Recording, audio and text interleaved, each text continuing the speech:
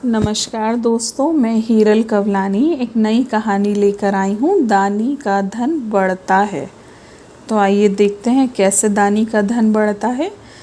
शामगढ़ नगर का निवासी सोमेलख जुलाहा बहुत ही कुशल शिल्पी था। जुलाहा जो कपड़े बनाता है, बुनता है, वो बहुत कुशल था, बहुत टैलेंटेड था। वह राजाओं के पहनने योग्य अनेक सुंदर चित्र विचित्र और बहुमूल्य रेशमी वस्त्र बुना करता था, लेकिन फिर भी उसका हाथ तंग ही रहता था। इसलिए उसने किसी दूसरे नगर में जाकर काम करने की बात सोची और अपनी ज़रूरत का सामान लेकर वह एक समृद्ध नगर की ओर चल दिया। वो वहाँ के राजा के रेशमी कपड़े बनाता था, लेकिन फिर भी उसके पास ज़्यादा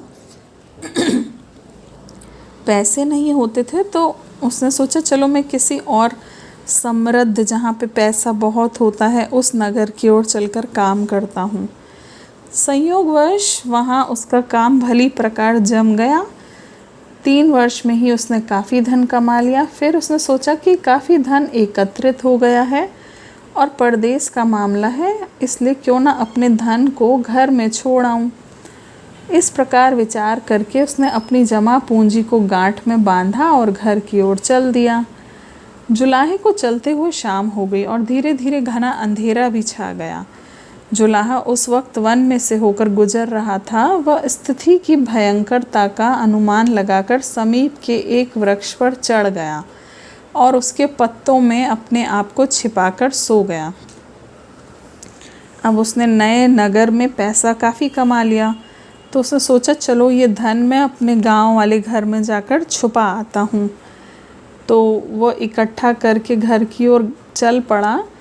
तो शाम हो गई चलते चलते, तो अंधेरा भी हो गया। तो उसने सोचा कि अब ये तो घना जंगल है, तो पेड़ पे चढ़ जाता हूँ, और उसने पत्तों में खुद को छुपाकर वहीं पर सो गया। गहरी नींद में सोए हुए उस जुलाहे ने सपने में 2 पुरुषों की बातचीत सुनी। उनसे एक कह रहा था, परिश्रम, तुम भली प्रकार जानते हो कि उस जुलाहे के भाग्य में दाल रोटी से अधिक कुछ नहीं है, फिर भी तुमने इसको इतना धन क्यों दे दिया। भाग्य देव, मेरा तो धर्म ही यही है कि जो खोदेगा उसे जल अवश्य प्राप्त होगा। वह जल मीठा है अथवा खारा, यह देखना तुम्हारा काम है। उस जुलाहे ने श्रम किया है और मैंने उसे उसका फल दिया है, परिश्रम ने अपना पक्ष रखते हुए कहा। तो उसे सपने में जुलाहे ने देखा 2 इंसान आपस में बात कर रहे हैं। एक था परिश्रम और एक था भाग्यदेव। परिश्रम को भाग्यदेव कहता है कि इसकी तो किस्मत में सिर्फ दाल रोटी ही थी, तुमने इतना धन क्यों दे दिया। तो फिर परिश्रम बोलता है, भाग्यदेव, मेरा तो काम ही है, जो मेहनत करेगा उसको उसका फल तो देना ही चाहिए, मिलना ही चाहिए, इसलिए उसको उसकी मेहनत का फल मिला है। कुछ देर बाद ही जुलाहा एकाएक चौंक कर जाग उठा और उसने कमर में बंधी अपनी पोटली को देखा। पोटली को खाली पाकर उसके आश्चर्य का ठिकाना नहीं रहा। वह सोचने लगा कि इतना परिश्रम करने के बाद कमाया मेरा धन अचानक कहाँ चला गया। निराश होकर जुलाहा फिर से उसी नगर की ओर लौट पड़ा। अब वो नींद में से जागा, उसने अपनी पोटली खोली तो पोटली तो खाली थी। वह उदास हुआ, फिर वो उसी नगर में चल पड़ा काम करने। जुलाहे ने 3 वर्ष तक घोर परिश्रम करके फिर से ढेर सारा धन एकत्रित कर लिया और अपने घर की ओर रवाना हो गया। रास्ते में फिर शाम ढल गई और देखते ही देखते अंधेरा छा गया, परंतु इस बार उसने विश्राम न करने का निश्चय किया और चलता ही रहा। अब 3 साल फिर उसने मेहनत करके बहुत धन कमाया और सोचा इस बार मैं आराम नहीं करूँगा। अब शाम भी हो गई, अंधेरा भी हो गया, फिर भी वह चलता रहा।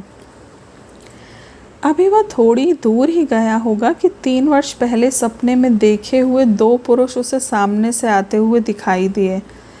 उन दोनों की बातचीत भी 3 वर्ष पूर्व सपने में सुनी जैसी ही थी। सोमेलख ने उनकी बातचीत को सुनने के बाद अपनी थैली को देखा और उसे खाली पाकर मूर्छित हो गया। अपने धन के अप्रत्याशित रूप से नष्ट हो जाने से दुखी जुलाहे ने निर्धनता का जीवन जीने की अपेक्षा आत्महत्या कर लेना ही उपयुक्त समझा।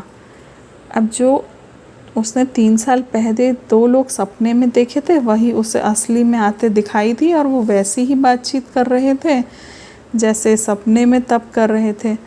तो सोमेलक का धन भी फिर अचानक गायब हो गया। तो दुखी हुआ वो जुलाहा। तो उसने सोचा कि मुझरी किस्मत में तो गरीबी है, तो क्यों ना मैं आत्महत्या कर लूँ, खुद को समाप्त कर लूँ। उसे आत्महत्या करते देख भाग्य देव ने प्रकट होकर कहा, वत्स, तुमने परिश्रम अवश्य किया है, परंतु जब तुम्हारे भाग्य में धन है ही नहीं तो मैं तुम्हें कैसे दे सकता हूँ। तुम्हारे पास आया धन टिक नहीं सकता। जब वह मरने जा रहा था तो किस्मत के भगवान आए और बोले कि तुमने मेहनत तो ज़रूर की है, लेकिन तुम्हारी किस्मत में पैसा नहीं है, तो मैं कैसे तुम्हें पैसे दे दूँ। पैसा नहीं टिक सकता।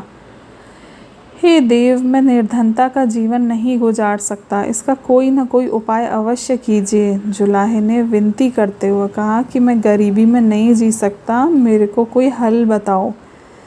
ठीक है, तुम मुझसे वर मांग लो। भाग्यदेव ने जुलाहे को उपाय बताया। मुझे अपार धन की इच्छा है, बस मुझे यही वर दीजिए। जुलाहे ने अपनी हार्दिक इच्छा प्रकट करते हुए कहा। जुलाहे ने कहा, मुझे बहुत पैसा चाहिए, मुझे यही वरदान दो। वर तो मैं तुम्हें दे दूंगा, परंतु याद रखो कि तुम अपने धन का उपयोग नहीं कर पाओगे। अब उन्होंने उसे समझाया कि ठीक है, तुम्हें वरदान तो मिल जाएगा, बट मेक श्योर, ये याद रखना कि तुम वो धन यूज़ नहीं कर पाओगे। कोई बात नहीं, धन का अपना ही महत्व होता है। जुलाहे ने तर्क देते हुए भाग्यदेव से कहा, कोई बात नहीं, पैसे की अलग ही वैल्यू होती है। तुम अपने पुराने स्थान वर्धमानपुर लौट जाओ, वहाँ 2 बनिए रहते हैं, एक का नाम गुप्त धन है और दूसरे का उपमुक्त धन। तुम उन दोनों की प्रकृति का अध्ययन करो और फिर मुझसे अपनी इच्छा अनुसार वर मांग लेना। आज से ठीक 6 महीने बाद मैं तुम्हें इसी स्थान पर मिलूँगा। भाग्यदेव ने उससे कहा और तुरंत ही अंतर्धान हो गए।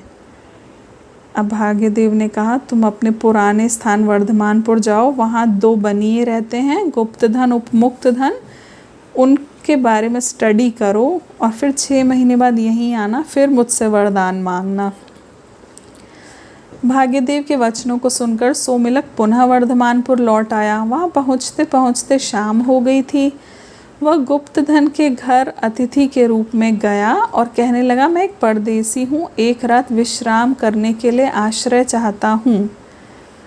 अब वो वर्धमानपुर लौट आया और गुप्त धन के रूप में गेस्ट की तरह गया और बोला कि मैं परदेसी हूँ, मुझे एक रात आपके यहाँ रुकना है। अतिथि के रूप में आए सोमिलक को देखकर गुप्त धन अपनी पत्नी और बच्चों को डांटने फटकारने लगा कि उसे क्यों ठहराया है, किंतु सोमिलक ने गुप्त धन के व्यवहार को नज़रअंदाज करते हुए वहीं डेरा डाल दिया। अंततः उसने सोमिलक को भोजन कराया और शयन करने को कहा।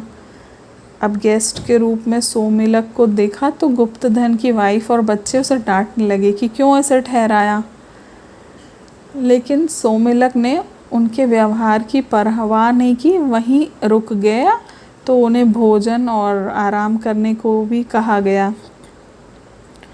जुलाहे ने सुबह उठकर देखा कि गुप्तधन अस्वस्थ हो गया है, जिसके फलस्वरूप उसने उस दिन भोजन नहीं किया। इस प्रकार अतिथि को खिलाए भोजन का हिसाब बराबर हो गया। जुलाहे ने सुबह देखा, अरे ये तो गुप्तधन बीमार हो गया है, जिसके फलस्वरूप उसने उस दिन भोजन नहीं किया। जुलाहे ने भोजन नहीं किया। इस प्रकार अतिथि को खिलाए भोजन का हिसाब बराबर हो गया, मतलब गेस्ट को भोजन खिलाने का हिसाब बराबर हो गया। अगले दिन सोमिलक उपमुक्त धन के घर अतिथि के रूप में पहुंचा।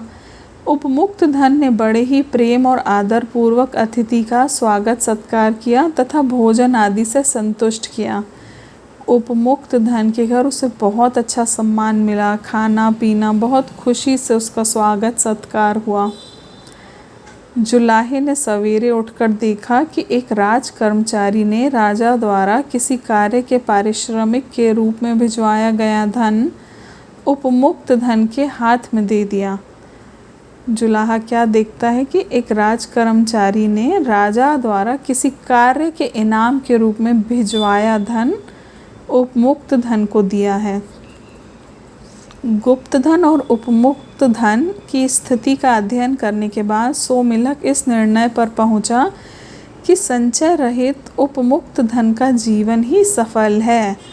सोमिलक ने क्या एनालाइज किया कि इसके पास कुछ नहीं है, बिना इकट्ठा किया धन, संचय रहित उसकी लाइफ है, वह ज़्यादा सक्सेसफुल है। सोमिलक ने निश्चित समय और निश्चित स्थान पर पहुंचकर भाग्यदेव से वर मांगते हुए कहा, मुझे उपमुक्त धन जैसा बनने का वर दीजिए। तथास्तु कहकर भाग्यदेव अंतर्धान हो गए। सोमिलक भाग्यदेव से मनचाहा वर मांगकर लौट गया और सुख से अपना जीवन व्यतीत करने लगा। तो उसने देखा कि हाँ, उपमुक्त धन की ही लाइफ अच्छी है। उसने वैसा ही वरदान भाग्यदेव से मांगा और भाग्यदेव ने भी उसे वैसा ही वर दिया और वो सुख से फिर सोमिलक मनचाहा वर भगवान से मांगने के बाद खुशी से अपना जीवन जीने लगा। तो हम देखते हैं कहानी का सार क्या है। दान दिए धन नहीं घटता और दान किए बिना सद्गति भी नहीं मिलती।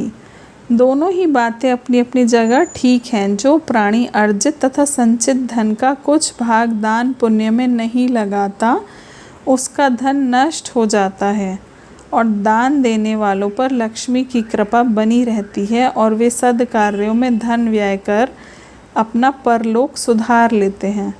तो कहानी में है कि जो दान देता है उसका धन कभी कम नहीं होता और उसको लोक और परलोक दोनों जगह सुख और खुशियाँ और लक्ष्मी माता की कृपा उस पर बनी रहती है। तो हमें दान देना चाहिए, गरीबों की मदद करनी चाहिए। उम्मीद है आपको ये कहानी पसंद आई होगी। कृपया लाइक कीजिए, सब्सक्राइब कीजिए और शेयर कीजिए। धन्यवाद।